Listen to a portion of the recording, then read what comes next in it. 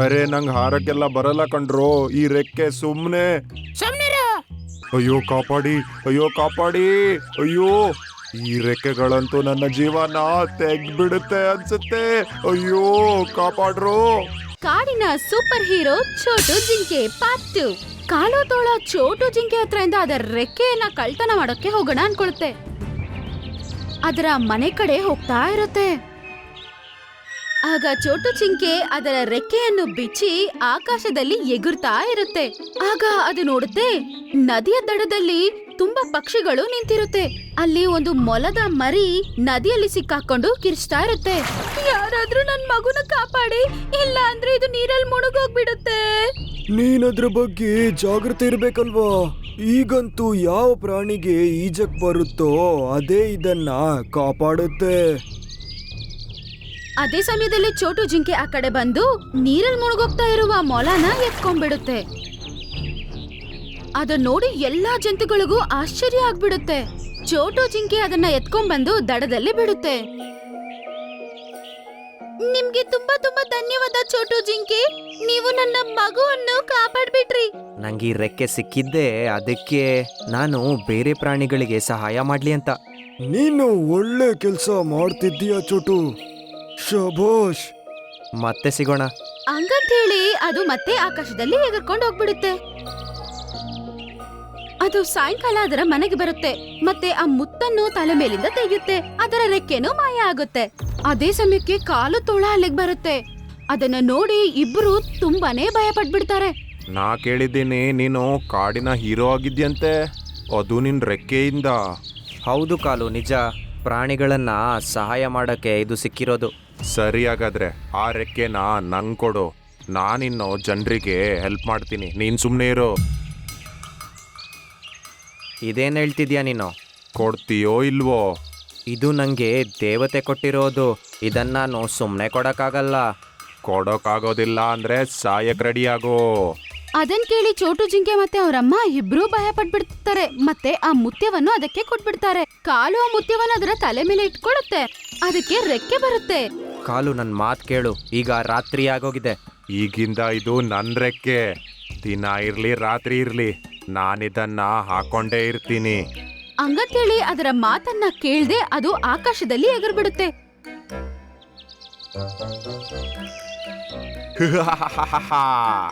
ಎಲ್ರ ಮೇಲೂ ನಾನು ನನ್ನ ರಿವೆಂಜ್ ತೆಗಿತೀನಿ.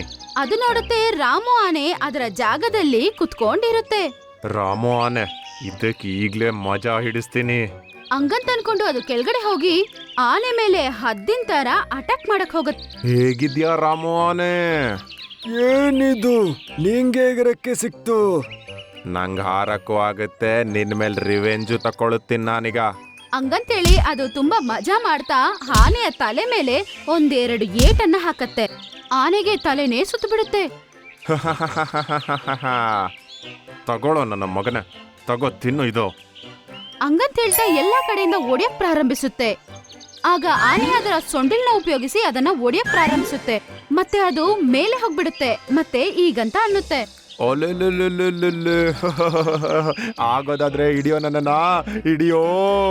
ರಾಮು ಆನೆಗೆ ಇದನ್ನ ನೋಡಿ ತುಂಬಾನೇ ಕೋಪ ಬರುತ್ತೆ. ಆ ರೆಕ್ಕೆ ಆಗ ಅದಷ್ಟು ಗದೆ ನಿಂತೋಗುತ್ತೆ. ಆಗ ಕಾಲು ತೋಳ ತತ್ತರಿಸುತ್ತಾ ಮೆತ್ತಗೆ ಕೆಳಗಡೆ ಬರಕ್ ಶುರು ಆಗುತ್ತೆ. ಅರೆ ಅರೆ ಇದೇನಾಗ್ತಾ ಇದೆ? ಅಯ್ಯೋ ಅಯ್ಯೋ ಅಯ್ಯೋ, ನಾನ್ ಕೆಳಗೆ ಯಾಕೆ ಬರ್ತಾ ಇದ್ದೀನಿ ಈಗ? ಅದು ಸರಿಯಾಗಿ ರಾಮು ಆನೆಯ ಮುಂದೆನೆ ಹೋಗ್ಬೀಳುತ್ತೆ. ಆಗ ರಾಮು ಆನೆ ಅದರ ಸೊಂಡಿಲಿನಿಂದ ಅದನ್ನ ಎತ್ಕೊಂಡು ಮೇಲೆ ಕೆಳಗಡೆ ಅಂತ 2 ಸಲ ಹೊಡೆಯುತ್ತೆ. ಅಯ್ಯಪ್ಪ, ಅಯ್ಯೋ ದೇವ್ರೆ, ಅಯ್ಯೋ ಬಿಡ್ಬಿಡು, ಅಯ್ಯೋ. ರಾಮು ಆನೆ ಅದನ್ನ ಒಂದ್ ಗತಿ ಮಾಡ್ಬಿಡುತ್ತೆ ಮತ್ತೆ ಎತ್ತು ಬಿಸಾಕುತ್ತೆ. ಅದು ದೂರ ಹೋಗಿ ಬೀಳುತ್ತೆ. ಇನ್ ಮುಂದೆ ಕಿರಿಕಿರಿ ಮಾಡ್ಬೇಡ ನಂಗೆ. ಇಲ್ಲ ಇಲ್ಲ, ನನ್ನ ಕ್ಷಮಿಸ್ಬಿಡು. ಅದು ಹಂಗ ಅಂದಿದ ತಕ್ಷಣ ಆ ರೆಕ್ಕೆ ಮತ್ತೆ ಹಾರಕ್ ಶುರು ಆಗುತ್ತೆ ಮತ್ತೆ ಗಾಳಿಯಲ್ಲಿ ಎಗರುತ್ತೆ. ಅಯ್ಯೋ, ಈ ರೆಕ್ಕೆಗಳನ್ನ ನನ್ನ ಎಲ್ಲಿ ಕರ್ಕೊಂಡು ಹೋಗ್ತಾ ಇದ್ದಾವೆ? ಅಯ್ಯೋ ಅಯ್ಯೋ ದೇವ್ರೇ. ಕೆಳಗಡೆ 2 ಹದ್ದುಗಳು ಜಗಳ ಮಾಡ್ತಾ ಇರುತ್ತೆ. ನೀನ್ ನನ್ ಮೊಟ್ಟೆ ಕದ್ದಿದೀಯಾ? ನಾನ್ ಕದಿಲಿಲ್ಲ. ನೀನ್ ಕದಿಲಿಲ್ಲ ಅಂದ್ರೆ ಮತ್ತೆ ಯಾರ್ ತೆಗ್ದಿದ್ದು? ನಮ್ಮನ್ ಬಿಟ್ರೆ ಇಲ್ಲಿ ಯಾರ್ ಹಾರಕ್ಕಾಗುತ್ತೆ ಹೇಳ್ ನೀನು, ಹಾ? ಆಗ ಕಾಳು ತೋಳ ಅವರಿಬ್ಬರ ಮಧ್ಯದಲ್ಲಿ ಹೋಗಿ ಬಿದ್ಬಿಡುತ್ತೆ. ಅಯ್ಯಬ್ಬಾ, ಏನು ಈ ತೋಳಕ್ಕೆ ಹಾರಕ್ ಬರುತ್ತಾ? ನಂಗ ಅನ್ಸುತ್ತೆ ಇವನೇ ನನ್ ಮೊಟ್ಟೆ ಕದ್ದಿರೋದು. ಅರೆ ನಂಗ್ ಹಾರಕ್ಕೆಲ್ಲ ಬರಲ್ಲ ಕಣ್ರೋ, ಈ ರೆಕ್ಕೆ ಸುಮ್ನೆ. ಸುಮ್ನಿರು. ಆ 2 ಹದ್ದುಗಳು ಅದನ್ನ ಅಟ್ಯಾಕ್ ಮಾಡಕ್ ಶುರು ಮಾಡುತ್ತೆ. ಅದರ ಬಾಯಿಂದ ಕುಟ್ಟಿ ಕುಟ್ಟಿ ನಾಶ ಮಾಡ್ಬಿಡುತ್ತೆ. ಅಯ್ಯೋ ಕಾಪಾಡಿ, ಅಯ್ಯೋ ಕಾಪಾಡಿ, ಅಯ್ಯೋ ಈ ರೆಕ್ಕೆಗಳಂತೂ ನನ್ನ ಜೀವನ ತೆಗ್ದ್ಬಿಡುತ್ತೆ ಅನ್ಸುತ್ತೆ. ಅಯ್ಯೋ ಕಾಪಾಡ್ರು. ಅದು ಪಾಪ ಎಗರಕ್ಕೆ ಎಷ್ಟೋ ಪ್ರಯತ್ನ ಪಡುತ್ತೆ, ಆದ್ರೆ ಆಗಲ್ಲ. ಅದಕ್ಕೆ ಪೆಟ್ಟಾಗಿರುವ ಕಾರಣದಿಂದ ಅದು ತುಂಬಾನೇ ಟೈರ್ಡ್ ಆಗಿರುತ್ತೆ. ಆಮೇಲೆ ಸಡನ್ ಆಗಿ ಆ ರೆಕ್ಕೆ ಮತ್ತೆ ಶುರುವಾಗಕ್ಕೆ ಪ್ರಾರಂಭಿಸುತ್ತೆ. ಸ್ವಲ್ಪ ದೂರದಲ್ಲಿ 2 ಹಿಪ್ಪೋಪಾಟಮಸ್ಗಳು ಮರವನ್ನು ಗುದ್ದೋ ಆಟವನ್ನು ಆಡ್ತಾ ಇತ್ತು. ಏಯ್, ನಡಿಯೋ ಈಗ ಅಲ್ಲಿರೋ ಮರಕ್ಕೆ ಸರಿಯಾಗಿ ಗುದ್ದೋಣ. ಯಾರ್ ಹೊಡೆದಾಗ ಮರ ಬೀಳುತ್ತೋ ಅವರು ವಿಜೇತ. ಸರಿ, ಮೊದ್ಲು ನೀ ನೋಡಿ, ಮತ್ ನಾ ನೋಡಿತೇನೆ. ಅದನ್ನ ಕೇಳಿದ ತಕ್ಷಣ ಆ ಹಿಪ್ಪೋಪಾಟಮಸ್ ಆ ಮರದ ಕಡೆ ತುಂಬಾ ಜೋರಾಗಿ ಓಡುತ್ತೆ. ಕಾಳು ತೋಳ ಕೂಡ ಅಲ್ಲೇ ಬೀಳೋದಿತ್ತು ಪಾಪ. ಅರೆ ಅರೆ ಈ ರೆಕ್ಕೆ ಮತ್ತೆ ಹಾಳಾಗೋಯ್ತಲ್ಲೋ ಯಪ್ಪ. ಅಯ್ಯೋ ನನ್ ಕೆಳಗಡೆ ಬೀಳ್ತಾ ಇದ್ದೀನಿ. ಅಯ್ಯೋ ಅಯ್ಯೋ. ರೆಕ್ಕೆ ಅದರ ಕಂಟ್ರೋಲಲ್ಲಿ ಇಲ್ಲ.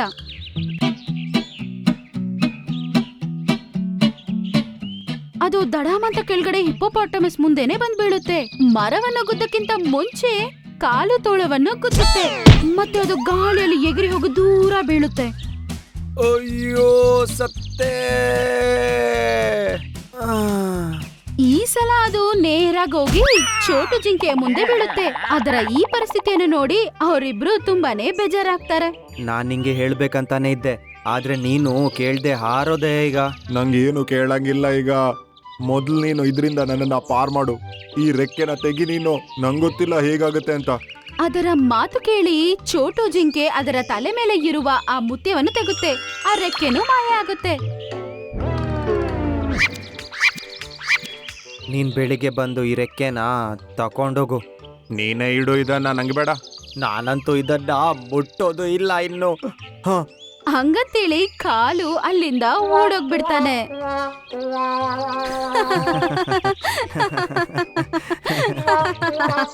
ಚೋಟು ಜಿಂಕೆ ಮತ್ತೆ ಅವರ ಅಮ್ಮ ಕಾಲು ಓಡೋದನ್ನ ನೋಡಿ ಇಬ್ರು ನಗ್ತಾ ನಿಂತ್ಕೋತಾರೆ. ಅವತ್ತಿಂದ ಚೋಟು ಜಿಂಕೆ ಮತ್ತೆ ಅದರ ರೆಕ್ಕೆಗಳ ಸಹಾಯದಿಂದ ಜಂತುಗಳನ್ನ ಕಷ್ಟದಿಂದ ಕಾಪಾಡ್ತಾ ಇತ್ತು. ಮತ್ತೆ ಶಾಶ್ವತವಾಗಿ ಜಂಗಲ್ನ ಸೂಪರ್ ಹೀರೋ ಆಗ್ಬಿಟ್ಟ. ವೀರು ಅಣ್ಣ, ಇದೆಲ್ಲ ಸಾಕಾಗೋಯ್ತು ಕಣ್ಣಣ್ಣ. ಇನ್ನಂತೂ ಏನಾದರೂ ದೊಡ್ಡದು ಮಾಡೋಣ. ಅಂದ್ರೆ ಶೇರ್ ಖಾನ್ ಮತ್ತೆ ಗೋಲ್ಡಿನ್ ನಡುವೆ ಹೊಡೆದಾಟ. ಹೌದು, ಸರಿ ಹೇಳ್ತಿದ್ದೀಯಾ, ಕರೆಕ್ಟಾಗಿ ಹೇಳ್ತಿದ್ಯಾ ನೀನು. ಸುಳ್ಳೇಳುವ ಗಿಳಿಗಳು ಜೇ ಮತ್ತು ವೀರು. ಗ್ರೀನ್ಲ್ಯಾಂಡ್ ಕಾಡಲ್ಲಿ ಜೇ ಮತ್ತು ವೀರು ಅಂತ 2 ಗಿಳಿಗಳಿದ್ದವು. ಇನ್ನೊಂದು ಕಡೆ ಗೋಲ್ಡಿದು ಸುಂದರವಾದ ಬ್ಲೂ ಲ್ಯಾಂಡ್ ಎನ್ನುವ ಕಾಡಿತ್ತು. ಜೇ ಮತ್ತು ವೀರು ಯಾವಾಗ್ಲೂ ಗ್ರೀನ್ಲ್ಯಾಂಡ್ ಮತ್ತು ಬ್ಲೂ ಲ್ಯಾಂಡ್ ಜಂತುಗಳ ನಡುವೆ ಜಗಳ ಇಟ್ಟು ಅವರ ಮಜಾ ತಗೋತಿದ್ರು. ಮುಂದೆ ಏನ್ ನಡೆಯುತ್ತೋ ನೋಡೋಣ. ಇವರು ಏನ್ ಅನ್ಕೊಂಡಿದ್ದಾರೆ? ನಾವಿಬ್ರು ಇವರಿಗೆ ಪಾಠ ಕಲಿಸ್ತೀವಿ. ಏನಾಯ್ತು ಅಜಯ್ ವೀರು? ಯಾರ ಬಗ್ಗೆ ಮಾತಾಡ್ತಿದ್ದೀಯಾ? ನಾವು ಬ್ಲೂ ಲ್ಯಾಂಡಿಂದ ಬರ್ತಿದ್ದೀವಿ. ಗೋಲ್ಡಿಯಲ್ಲಿ ಮಾತಾಡ್ತಿದ್ದ. ನೇನೆಂತ ಕೇಳ್ದೆ? ಅದರಿಂದ ನಿಮಗೆ ಕೋಪ ಬರ್ತಿದೆ. ಅವರು ನಮ್ಮೆಲ್ಲ ಕಾಡಿನ ಪ್ರಾಣಿಗಳನ್ನ ಮರ್ಯಾದೆ ತೆಗಿತಾ ಇದ್ರು. ಮತ್ತವನ್ ಹೇಳ್ದ ನಮ್ಮ ಮೊಟ್ಟೆ ಮತ್ತೆ ಆಹಾರನ ಅವರೇ ಕಳ್ತನ ಮಾಡಿಸಿದ್ದಂತೆ. ಆ ಚಿಕ್ಕ ಕಾಡಿನವರಿಗೆ ಇಷ್ಟು ಧೈರ್ಯನಾ? ನಮ್ಮ ಆಹಾರ ಮೊಟ್ಟೆನ್ ಮಾಯ ಮಾಡಿದ್ರು ಅವರು. ಮತ್ತೆ ಹೇಳ್ತಾ ಇದ್ರು ನಮ್ಮ ಕಾಡಲ್ಲಿ ಶೇರ್ ಖಾನ್ ಮಾತ್ರ ಶಕ್ತಿಶಾಲಿ ಅಂತೆ. ಮತ್ ನೀವೆಲ್ಲ ಏನ್ ಕೆಲ್ಸಕ್ಕಿಲ್ಲ ಅಂತೆ. ಹೌದಾ? ಹಾಗಾದ್ರೆ ಒಳ್ಳೆ ಕೆಲಸ ಮಾಡೋಣ, ಬನ್ರ ಹೋಗೋಣ. ಎಲ್ಲಾ ಜಂತುಗಳು ಮತ್ತು ಪಕ್ಷಿಗಳು ಸೇರಿ ಬ್ಲೂ ಲ್ಯಾಂಡ್ಗೆ ಹೋಗ್ತವೆ. ಅಲ್ಲಿ ಗೋಲ್ಡಿ ಜಂತುಗಳಿಗೆ ಏನೋ ಹೇಳ್ತಾ ಇರುತ್ತೆ. ನನ್ನ ಕಾಡಿನ ಪ್ರೀತಿಯ ಪ್ರಾಣಿ ಪಕ್ಷಿಗಳೇ, ಗ್ರೀನ್ಲ್ಯಾಂಡ್ನವರು ತುಂಬಾ ಒಳ್ಳೆಯವರು ಕಂಡ್ರೋ. ಅವರು ನಮ್ಮ ಎನಿಮಿಗಳಲ್ಲ ಕಂಡ್ರೋ. ಅವರನ್ನ ನಾವು ಫ್ರೆಂಡ್ಸ್ ಅಂತ ಟ್ರೀಟ್ ಮಾಡಬೇಕು. ಅವರ ಒಳ್ಳೆ ವಿಷಯ ಏನು ಅಂದ್ರೆ ಅವರು ನಮ್ಮ ಮೇಲೆ ಇಷ್ಟರ ತನಕ ಅಟ್ಯಾಕೇ ಮಾಡಿಲ್ಲ ಕಂಡ್ರೋ. ಅಷ್ಟರಲ್ಲೇ ಗ್ರೀನ್ಲ್ಯಾಂಡಿನ ಗುಂಪು ಅಲ್ಲಿಗೆ ಬಂದ್ಬಿಡುತ್ತೆ. ಮತ್ತೆ ಎಲ್ಲರ ಮೇಲೆ ಅವರು ದಾಳಿ ಮಾಡ್ತಾರೆ. ಪಕ್ಷಿಗಳು ಅವರ ತಲೆಗಳ ಮೇಲೆ ಕುಟ್ಟಿ ಕುಟ್ಟಿ ಅವ್ರಿಗೆ ಪಾಪ ಗಾಯನೇ ಬಂದ್ಬಿಡುತ್ತೆ. ಅರೆ ಕಾಪಾಡ್ರೋ. ಅರೆ ಸಡನ್ ಆಗಿ ಇವ್ರು ಎಲ್ಲಿಂದ ಬಂದ್ಬಿಟ್ರು? ಅರೆ ಕಾಪಾಡಿ! ಗೋಲ್ಡಿಗೆ ಕೂಡ ಪಾಪ ತಲೆನೇ ತಿರುಗ್ಬಿಡುತ್ತೆ. ಅದನ್ನ ನೋಡಿ ಜೇ ಮತ್ತೆ ವೀರು ತುಂಬಾನೇ ಸಂತೋಷ ಪಡ್ತವೆ. ಮತ್ತೆ ಎಲ್ಲಾ ಜಂತುಗಳು ಅಲ್ಲಿಂದ ಹೋಗ್ಬಿಡ್ತವೆ. ಗೋಲ್ಡಿ ಮಹಾರಾಜ, ನೀವೇ ಅಲ್ವಾ ಇವ್ರ ಬಗ್ಗೆ ಹೊಗಳ್ತಿದ್ದು? ಇವಾಗ ನೋಡಿ, ಇವರು ನಿಮ್ಮನ್ನ ಕೂಡ ಬಿಡದೆ ಎಲ್ಲರನ್ನೂ ನಾಶ ಮಾಡಿ ಇಲ್ಲಿಂದ ಅವರು ಹೋಗ್ಬಿಟ್ರು. ನನ್ನ ತಲೆ ಒಡೆದಾಕಿದ್ದಾರೆ ಅವರೆಲ್ಲ. ಈ ರೀತಿ ಅವರಿಬ್ರು ಯಾವಾಗ್ಲೂ ಜಂತುಗಳಿಗೆ ಜಗಳ ಇಡೋದೇ ಕೆಲ್ಸ. ಆದ್ರೂ ಅವ್ರಿಗೆ ತೃಪ್ತಿನೇ ಸಿಗ್ತಿರ್ಲಿಲ್ಲ. ವೀರು ಅಣ್ಣ, ಇದೆಲ್ಲ ಸಾಕಾಗೋಯ್ತು ಕಣ್ಣಣ್ಣ. ಇನ್ನಂತೂ ಏನಾದರೂ ದೊಡ್ಡದು ಮಾಡೋಣ. ಅಂದ್ರೆ ಶೇರ್ ಖಾನ್ ಮತ್ತೆ ಗೋಲ್ಡಿನ್ ನಡುವೆ ಹೊಡೆದಾಟ. ಹೌದು, ಸರಿ ಹೇಳ್ತಿದ್ದೀಯಾ, ಕರೆಕ್ಟಾಗಿ ಹೇಳ್ತಿದ್ಯಾ ನೀನು. ಇಬ್ರು ಅವರು ಪ್ಲಾನ್ ಮಾಡಿದ ತರಾನೇ ಬ್ಲೂ ಲ್ಯಾಂಡ್ಗೆ ಹೋಗ್ತಾರೆ. ಗೋಲ್ಡಿ ಅವಾಗ ಅವರ ಜಂತುಗಳ ಜೊತೆ ಕುತ್ಕೊಂಡು ಮೀಟಿಂಗ್ ಮಾಡ್ತಿರುತ್ತೆ. ಜೈ ಮತ್ತೆ ವೀರು, ನೀವಾ ಇಲ್ಲೇನ್ ಬಂದಿದ್ ನೀವು? ಗೋಲ್ಡಿ ಮಹಾರಾಜ, ಶೇರ್ ಖಾನ್ ನಿಮ್ಮನ್ನ ಹೊಡೆದಾಟಕ್ಕೆ ಕರ್ದ್ಯಾರ. ನೀವು ಅವ್ರ ಮೇಲೆ ಹೊಡೆದಾಟಕ್ಕೆ ಹೋಗಿಲ್ಲ ಅಂದ್ರೆ ಅವರೇ ಬಂದ್ಬಿಡ್ತಾರೆ. ಏನು ಶೇರ್ ಖಾನ್ ಜೊತೆ ಲಡಾಯಿನ? ಆಗಲ್ಲ, ಪ್ರಾಣಿಗಳೇ ಹಿಂದೆ ಹೋಗಕ್ ಶುರು ಆಗಿ. ನೀವೇನ್ ಹೇಳ್ತಿದ್ದೀರಾ ಗೋಲ್ಡಿ ಮಹಾರಾಜ? ಅಂದ್ರೆ ಮತ್ತೆ ಮುಂದೆ ಹಾರಕ್ಕೆ ಕಣಮ್ಮ. ಅದನ್ನ ಕೇಳಿ ಇಬ್ರು ಸಂತೋಷ ಪಡ್ತಾರೆ. ಮತ್ತೆ ಜೇ ವೀರು ಹತ್ರ ಹೀಗಂತಾನೆ, ನೋಡಿದ್ಯಾ ಗೋಲ್ಡಿ ಕಂಡೀಷನ್ ಚೆನ್ನಾಗಿರುತ್ತಿದ್ದು. ಮತ್ತೆ ಇಬ್ರು ಅಲ್ಲಿಂದ ಹೋಗ್ಬಿಡ್ತಾರೆ. ಮತ್ತೆ ಶೇರ್ ಖಾನ್ ಹತ್ರ ಹೋಗಿ ಕೂಡ ಹಿಂಗೆ ಹೇಳ್ತಾರೆ, ಗೋಲ್ಡಿ ನಮ್ಮ ಕಾಡು ಮೇಲೆ ದಾಳಿ ಮಾಡ್ಬೇಕಂತ ಅನ್ಕೊಂಡಿದೆ ಅಂತಾರೆ. ಅವನಿಗಷ್ಟು ಧೈರ್ಯನಾ? ಬರ್ಲಿ ಅವನು, ನಾನ್ ನೋಡ್ಕೊಳ್ತೀನಿ. ಜೇ ಮತ್ತು ವೀರು ಅವರ ಕೆಲಸ ಮುಗಿಸ್ಬಿಟ್ರು. ಇವಾಗ ಅವರು ಯಾವಾಗ ಜಗಳ ನಡೆಯುತ್ತೆ ಅಂತ ಕಾಯ್ತಾ ಇದ್ದಾರೆ. ಯಾಕಂದ್ರೆ ಆ ಜಗಳದ ಮಜಾ ತಗೊಳ್ಳೋದಕ್ಕೋಸ್ಕರ. ಮಾರನೇ ದಿನ ಗೋಲ್ಡಿ ಅವರ ಗುಂಪಿನ ಜೊತೆಗೆ ಬ್ಲೂ ಲ್ಯಾಂಡ್ ಒಳಗಡೆ ಎಂಟ್ರಿ ಕೊಡ್ತಾರೆ. ಇನ್ನೊಂದ್ ಕಡೆ ಶೇರ್ ಖಾನ್ ಜಂತುಗಳ ಜೊತೆ ರೆಡಿ ಆಗಿದ್ರು. ಹೇಗಾಗತ್ತೆ ಫನ್ನು? ಶೇರ್ ಖಾನ್ ಈ ಗೋಲ್ಡಿನ ಸರಿಯಾಗಿ ಹೊಡಿತಾರೆ. ಶೇರ್ ಖಾನ್ ಸೋಲೊಪ್ಕೋ, ಇಲ್ಲ ಆದ್ರೆ ಮುಗೀತು. ಅದನ್ ಕೇಳಿ ಶೇರ್ ಖಾನ್ ಅವನ ಮೇಲೆ ಜಂಪ್ ಮಾಡಿ ಓದಿತಾನೆ. ಮತ್ತೆ ಹೀಗೆ ಜಗಳ ನಡೆಯುತ್ತೆ. ಮತ್ತೆ ಮೆಲ್ಲಗೆ ಶೇರ್ ಖಾನಿನ ಪರಿಸ್ಥಿತಿ ಹಾಳಾಯ್ತು. ಶೇರ್ ಖಾನ್ ತುಂಬಾ ಟಯರ್ಡ್ ಆಗ್ಬಿಡ್ತಾನೆ. ಅದನ್ನ ನೋಡಿ ಎಲ್ಲರೂ ಆಶ್ಚರ್ಯ ಪಡ್ತಾರೆ. ಈಗ ಜೇ ಮತ್ತು ವೀರುವಿನ ಮುಖದಲ್ಲಿ ಪಾಪ ನಗು ತುಂಬಿತು. ನಾನ್ ಸೋಲೊಪ್ಕೊಳ್ತೀನಿ, ಕ್ಷಮಿಸ್ಬಿಡು, ಆಗಲ್ಲ ನನ್ನಿಂದ. ಕೊನೆಗೂ ನಾವು ಗೆದ್ಬಿಟ್ವಿ. ಹಾ ಗೋಲ್ಡಿ, ನಿನ್ ಗೆದ್ದೆ. ಇವತ್ತಿಂದ ಈ ಕಾಡು ನಿಂದೇನೆ. ಯಾರ ಕೈಯಲ್ಲೂ ಇದನ್ನ ನಂಬಕ್ಕೆ ಆಗಿಲ್ಲ. ಶೇರ್ ಖಾನ್ ಅವನ ಸೋಲನ್ನು ಇಷ್ಟು ಸುಲಭವಾಗಿ ಹೇಗೆ ಒಪ್ಕೊಂಡ ಅಂತ. ಶೇರ್ ಖಾನ್, ನಾನ್ ನಿಂಗೆ ಆರ್ಡರ್ ಕೊಡ್ತೀನಿ, ಇಲ್ಲಿಂದ ಹೊರಟೋಗು. ಹಂಗಂತ ಅವನು ಮುಖ ಸಪ್ಪಗಿಟ್ಕೊಂಡು ಮತ್ತೆ ಅವನು ಗ್ರೀನ್ ಲ್ಯಾಂಡ್ ಬಿಟ್ಟು ಆಚೆ ಹೋಗ್ಬಿಡ್ತಾನೆ. ಇವತ್ತಿಂದ ಗ್ರೀನ್ ಲ್ಯಾಂಡ್ ನಂದು. ಇಲ್ಲಿರೋ ಎಲ್ಲ ಪ್ರಾಣಿಗಳು ನಮ್ಮ ಪ್ರಾಣಿಗಳ ಸೇವಕರಾಗಿರ್ಬೇಕು. ಜೈ ಮತ್ತೆ ವೀರು ನನ್ ಜೊತೆ ಇರ್ತಾರೆ, ನನ್ನ ಸೇವಕರಾಗಿ. ಅದನ್ನ ಕೇಳಿದ ತಕ್ಷಣ ಜೇ ಮತ್ತು ವೀರು ಶಾಕ್ ಆಗ್ಬಿಡ್ತಾರೆ. ಇನ್ನೇನು, ಗೋಲ್ಡಿ ಮತ್ತೆ ಅವರ ಜಂತುಗಳ ರಾಜ್ಯ ಮಾತ್ರನೇ ಗ್ರೀನ್ ಲ್ಯಾಂಡ್ ಅಲ್ಲಿ ನಡೀತಿತ್ತು. ಗೋಲ್ಡಿಯ ಜೊತೆ ನರಿ ಮತ್ತು ಜೇ ವೀರು ಕೂಡ ಇರ್ತಿದ್ರು. ಗೋಲ್ಡಿ ಅವ್ರನ್ನ ಎಲ್ಲೂ ಹೋಗಕ್ಕೆ ಬಿಡ್ತಿರ್ಲಿಲ್ಲ. ಮತ್ತೆ ನರಿ ಜೇ ಮತ್ತು ವೀರುನ ಪಾಪ ಅವಾಗವಾಗ ಚುಡಾಯಿಸ್ತಿತ್ತು. ಅದ್ರಿಂದ ಅವ್ರಿಗೆ ಚೆನ್ನಾಗಿ ಒದೆ ಬೀಳ್ತಿತ್ತು. ಇವಾಗ ಜೇ ಮತ್ತು ವೀರುವಿನ ಜೀವನ ತುಂಬಾ ಹಾಳಾಗ್ಬಿಟ್ಟಿತ್ತು. ಒಂದಿನ ಜಿಂಕೆ ಓಡೋಡ್ತಾ ಗೋಲ್ಡಿನ ಸಭೆಗೆ ಬರುತ್ತೆ. ಅಲ್ಲಿ ಎಲ್ಲಾ ಜಂತುಗಳು ಹಾಜರಾಗಿತ್ತು. ನಮ್ಮ ಕಾಡಿನ ಮೇಲೆ ಆನೆಗಳು ಅಟ್ಯಾಕ್ ಮಾಡಿದಾವ್ ಸರ್. ಏನ್ ಹೇಳ್ತೀನಿ ನೀನು? ಪ್ರಾಣಿಗಳೇ, ಸೋಲೊಪ್ಕೊಳಕ್ಕೆ ರೆಡಿಯಾಗಿ. ನೀನೇನ್ ಹೇಳ್ತಿದೀಯಾ? ಶೇರ್ ಖಾನ್ನ ನಾನು ಸೋಲ್ಸಿದ್ದೆ, ಆದ್ರೆ ಆನೆಗಳನ್ನ ನನಗೇನ್ ಮಾಡಕ್ಕಾಗಲ್ಲ. ಇದೆಲ್ಲ ನಮ್ಮಿಂದ ಆಗ್ತಾ ಇರೋದು. ಶೇರ್ ಖಾನ್ ಇದ್ದಿದ್ರೀಗ ನಾವು ಹೀಗೆ ಹೆದರ್ಬೇಕಂತಿರ್ಲಿಲ್ಲ. ಅದನ್ನ ಕೇಳಿದ ಎಲ್ಲಾ ಜಂತುಗಳು ಅವ್ರನ್ನ ಆಶ್ಚರ್ಯದಿಂದ ನೋಡ್ತಿತ್ತು. ಏನ್ ಹೇಳ್ತಿದ್ಯಾ ನೀನು? ನಮ್ಮ ಗಮ್ಮತ್ ಮಾಡಕ್ಕೋಸ್ಕರ ನಿಮ್ಮನ್ನ ಹೊಡ್ಕೊಳ್ಳೋ ಹಂಗ್ ಮಾಡಿದ್ವಿ, ಅದ್ರಿಂದಾಗಿ ಶೇರ್ ಖಾನ್ ಹೊರಟೋದ. ನಿಮ್ಮಿಂದಾಗಿ ನಮ್ಮ ಕಾಡು ಅಪಾಯದಲ್ಲಿದೆ ಇವತ್ತು. ನಾವೇನ್ ಮಾಡೋದೀಗ? ನಮ್ಮಿಂದ ತಪ್ಪಾಯ್ತು, ಆದ್ರೆ ಏನ್ ಮಾಡೋದೀಗ? ಆಗ ಭೂಮಿಯಲ್ಲಿ ಢಮ್ ಢಮ್ ಅಂತ ಭಯಂಕರವಾದ ಶಬ್ದ. ನೋಡಿದ್ರೆ ಆನೆಗಳೆಲ್ಲ ಅವ್ರ ಕಡೆ ಓಡೋಡ್ತಾ ಬರ್ತಿದ್ವು. ಗೋಲ್ಡಿ ಕೂಡ ತುಂಬಾ ಭಯ ಪಡುತ್ತೆ. ಅದು ಮಾತ್ರ ಅಲ್ಲದೆ ಅಲ್ಲಿರೋ ಜಂತುಗಳು ಕೂಡ ಒಂದು ರೀತಿಯಾದ ಭಯ ಅವರ ಮನಸ್ಸೊಳಗಡೆ ಉಟ್ಕೊಳ್ಳುತ್ತೆ. ಗಜರಾಜ ಅವನ್ನ ಹೋಗಿ ಗುದ್ದವನಿದ್ದ, ಆದ್ರೆ ಸಡನ್ ಆಗಿ ನಿಂತ್ಕೊಂಡ್ಬಿಡ್ತಾನೆ. ಆಗ ಎಲ್ಲಾ ಜಂತುಗಳು ನೋಡ್ತವೆ, ಗೋಲ್ಡಿ ಮುಂದೆ ಶೇರ್ ಖಾನ್ ಬಂದು ನಿಂತ್ಕೋತಾನೆ. ಶೇರ್ ಖಾನ್, ನೀನಿದ್ದೀಯಾ? ಏ ಓಡ್ರೋ, ಓಡೇ.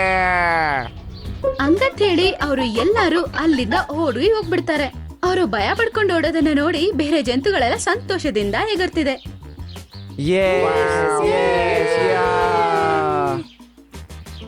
ಶೇರ್ ಖಾನ್, ನೀವಿಲ್ಲೇ ಇದ್ರಾ? ನೀವು ಅಡಗಿಕೊಂಡಿದ್ರಾ? ನಿಮ್ಮ ತಪ್ಪಿನ ಅರಿವಾಗಿದ್ಯೋ ಇಲ್ವೋ ನಿಮ್ಗೀಗ? ಹಾ ಶೇರ್ ಖಾನ್, ನಿಮ್ಮಿಬ್ಬರ ನಡುವೆ ನಾವು ಹೊಡೆದಾಟ ತಂದಾಕ್ಬಾರ್ದಿತ್ತು. ಅದರಿಂದ ನಮ್ಮ ಜೀವನನೂ ನರಕ ಆಗೋಗಿದೆ. ತಪ್ಪಾಯ್ತು ನಮ್ದು. ನಮ್ಮಿಂದಾನೇ ಕಾಡು ಗುಲಾಮ್ಗಿರಿಯಲ್ಲಿದೆ. ಶೇರ್ ಖಾನ್ ಮತ್ತೆ ಗೋಲ್ಡಿ ಇಬ್ರು ನಗಕ್ ಶುರು ಮಾಡ್ತಾರೆ. ಮತ್ತೆ ಎಲ್ಲಾರು ಅವರನ್ನ ನೋಡಿ ಶಾಕ್ ಆಗ್ತಾರೆ. ನೀವೆನ್ಕೊಂಡ್ರಿ ಸೋಲೊಪ್ಕೊಳ್ಳೋ ಈ ಗೋಲ್ಡಿ ಯಾವಾಗ್ಲೂನು ನನ್ನನ್ ಹೋರಾಡಿ ಬಿನ್ನಾಗಕ್ಕಾಗ್ತಿತ್ತ? ನೀವ್ ಯಾವಾಗ ಇವನಿಗೆ ಗಾಳಿ ಹಾಕಿ ಬಂದ್ರೋ ಅದೇ ದಿನ ಸಂಜೆ ಇವನು ನನ್ನ ಹತ್ರ ಬಂದಿದ್ದ ಮತ್ತೆಲ್ಲ ಹೇಳ್ದ. ಅದಕ್ಕೇನೆ ಇವನ್ ಜೊತೆ ಸೇರೆ ನಾನೊಂದು ಪ್ಲಾನ್ ಮಾಡಿದ್ದು. ಅದ್ರಿಂದ ನಿನ್ನ ಸುಳ್ಳೇಳೋ ರೋಗ ಹೋಗ್ಲಿ ಅಂತ. ಹೌದಾ? ನೀವೇನಾ ಇನ್ನು ನಮ್ಮ ರಾಜ? ಹಾ ಹೌದು. ಎಲ್ಲಾ ಜಂತುಗಳು ಮತ್ತು ಜೇ ವೀರು ಕೂಡ ಖುಷಾಗ್ತಾರೆ. ಆಮೇಲೆ ಜೇ ಮತ್ತು ವೀರು ಸುಳ್ಳು ಹೇಳುವ ಅಭ್ಯಾಸವನ್ನು ಶಾಶ್ವತವಾಗಿ ಬಿಟ್ಬಿಡ್ತಾರೆ. ಮತ್ತೆ ಗೋಲ್ಡಿ ಬ್ಲೂ ಲ್ಯಾಂಡ್ಗೆ ವಾಪಸ್ ಹೋಗ್ಬಿಡುತ್ತೆ. ಮತ್ತೆ ಎಲ್ಲಾ ಜಂತುಗಳು ಸಂತೋಷವಾಗಿ ಜೀವಿಸ್ತವೆ.